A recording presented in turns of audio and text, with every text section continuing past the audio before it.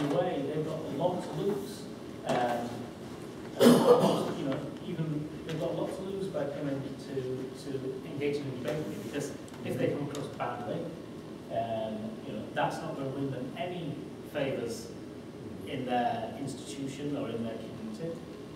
If they come across as a bully or something like that, that's not going to do them any favours either. It's, you know, you're going to have to think of the sort of, I mean, I don't know the answer to this, but I think that's going to be the real question, because of course you can only take part tomorrow. The task is getting that physicist from, you know, whichever university it is, of sufficient standing to come down. And in a way, you know, in a way, as much as you might disagree with that person, once they've come down to participate with you, you won't want to, you know, to have them engage in something that damages them. You know, if they've shown the sort of generosity of mind to come down and participate, if that's a career for them, then it's, you know, it's not, it's you know, not a very good bargain for them. Being a retired professor who's going to write a book. A retired professor, that's a good idea, yeah. Well, that's what I was saying is we have a lot of members who were once real physicists and now have seen the light, and they have colleagues, and those colleagues could be still real physicists who haven't seen the light, and they may be retired or near retirement, and if they're a friend, they might be willing to do a favor like that and say, well, I mean, clearly today, we could have, the tides are something that everybody thinks they understand, and it doesn't require special relativity or anything like that to explain.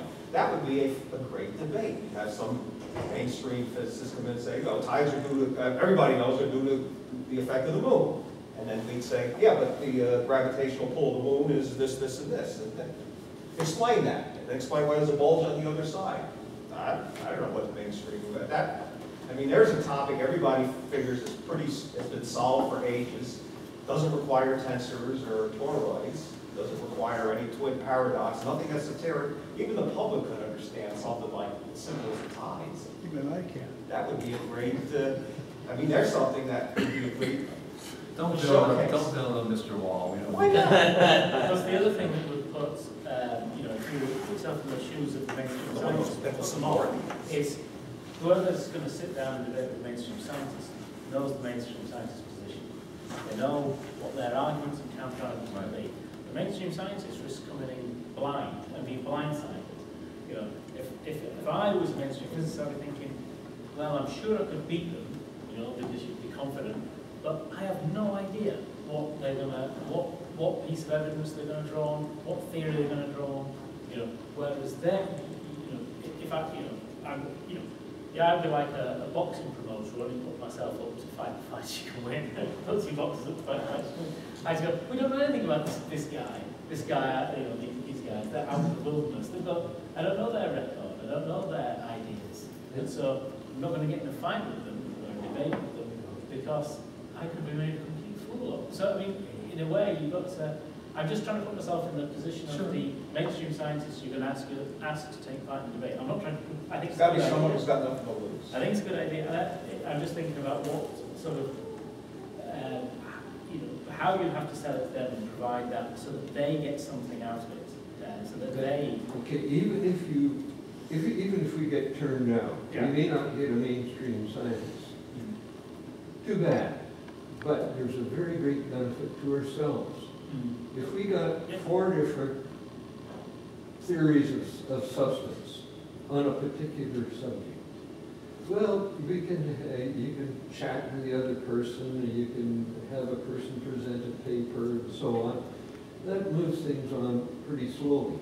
But if you got all 4 of those people on a stage at the same time, and each one has 20 minutes or half an hour, and they can state what they state in support of their own theory and go to the flaws of the other theories, you've got a better chance of advancing science. No, I think that's great. It'd be like a political debate with scientific theory.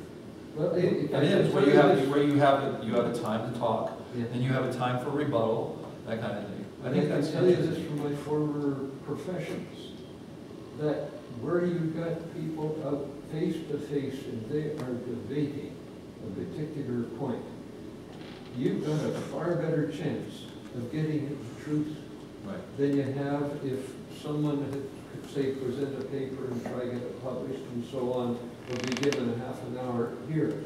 If they're going at each other, I think it's and a you great got idea. people listening, and they're listening too, because often if the person who loses can listen and realize why their theory is full of holes, because somebody's saying it's full of holes for particular reasons. It's a great. I think it's a great idea. I think and honestly, I'll tell you a couple of things. Number one, I think doing the debates with the mainstream, I mean, what Andrew is saying is true in the sense is, how can you, what's the win side for them? And so, and then what's the win side for us? Because it's certainly not, 60 Minutes tried, it didn't work with them. And so, I'm more of the idea of, let's capture the mind of the 99% of the engineers and everybody else who thinks all this other, the mainstream stuff is garbage. And this is a good, there's some good idea, Duncan, and what I like about this is that you're giving real solutions to the public. It's like, and there's a couple of things. Number one, you're showing something that mainstream science will never show. Just two people with a theory for the same thing. And this is, and if you look at the rest of industry, they laugh at this. It's like, why is physics different? Again, I think it has to do with this finding the God equations that are written in the universe as if those were there to find. Once we get over that and say that's not true, engineers say we're lucky to cobble together equations to describe anything in the universe. So let's get over it. No matter what, we're all wrong. Everything we write is wrong. It's just going to be better and better and better. But this idea is really great because you can, get to people like, if Lucas is he's got a strong personality. Get Ginsburg up there. Get these guys up there. Give them, maybe even give them a particular thing. Ties, give them that. Put them together and say, okay, what do you do about it? And that will bring interest because the public's going, wow, there are different theories out there. That would be one of them. And then they're debating. And I think that's a brilliant idea. I just don't think we should just forget about the mainstream guy. Who cares? That's what I would say. Well, they say bring them in. If they will come. Well, yeah, but if they don't come, here's immense benefit to ourselves by that intellectual exploration. Not only propounding your own view, but going at the other side's flaws and bringing them up. I'm just thinking of the limited resources we have. Yeah. What's that? It's 5 o'clock. Well, it's five minutes to the end, and if everybody has to go do something, get ready, I gotta go get my What wife. time is it? 5:20. 5:25. 5:20. Okay, 5:25. Okay, let's keep for 5 more minutes. I was going to say, if you do have essentially friendly mainstream scientists or mainstream scientists predisposed to have a generous mind, as you say, what's the win for them to come to debate with you? It's either they lose and that's pretty damaging for them, or they win and that's probably what all our community would expect anyway. But what if you can get hold of some of their time? Then one of the things that would be useful, I think, is that sort of a friendly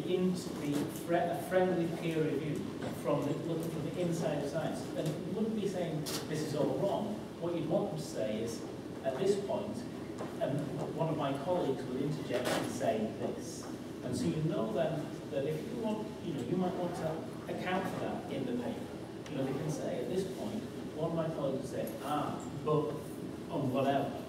This would be the standard reply to that if you're wanting to and I know, I'm still talking about speaking to the mainstream, but, that's one of the things that peer review does for academics often. It's not actually you don't change all your arguments.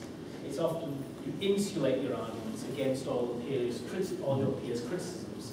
So it comes back with all these objections, and you say, right, well, I need to I need to strengthen this argument, I need to make reference to that literature and explain why I'm not paying attention to it or whatever. I need to explain why I've used this rather than that in response to the paper. And your paper might be substantially in the same argument, but it's stronger because you've taken the time to meet your peers' objections. And of course, one of the things you can do in this group is draw on yourselves as a peer group and meet each other's objections. Certainly, that would be the debate. But if you did have even just a few hours of mainstream science, friendly mainstream scientists time, or even those guys who used to be mainstream scientists, if they know what the standard objection would be to some of these points, then you're in a position to strengthen those arguments. And whether those arguments then become a blog post or an academic paper or a YouTube video is something else entirely. But those arguments will be strengthened, greater solidity in the face of mainstream opposition. That's valid. Have any of the other groups like Tesla or EU ever done one of these debate things at their conferences, or have they ever tried it? At the EU conference, we got Michael Sherman. Michael Sherman's the professional scout. But he charges You pay him money. they money to get Yeah. So, they were very pleased with how that went. And, he didn't pull any punches around, I'm sure he did pull some punches, he was there as a guest. But they seemed very pleased with this idea that someone would come in and say, and challenge all their ideas. But he was up, but in a way, I think, there was also the element that he was challenging their ideas from quite a, from that point of view of being Michael Sherman, editor of Skeptic magazine as well. It's not Joe Bloggs off the street coming to challenge him, it's a guy who's appeared on telly, a guy who's got his own magazine and so on. So it's that sort of, reflective glory of being criticised by him. That's weird. That's strange. So it's like, I may be wrong, but I got pronounced wrong by someone famous. Yeah. Well, if you're taking the time to pay attention to your ideas, that's better than being ignored. Well, yeah, but if you pay them, then Yes, it's like, I don't know. Well, I mean, that's interesting. But Yeah. I think you do have to think, I think like David said, but think about what the outcomes for all participants could be and how you could how you could manage to produce a win for everybody. At least something, Yeah. If it's money you pay them, then that's a win, right? Yeah, that's a win, that's a win. So, we'll have to find out how much that is and try to find it. Okay, any other comments, or we've had enough today? No. I think so. Well, thank you so much. Thank you, Andrew. Okay, we're going to, 7 o'clock, it's going to start.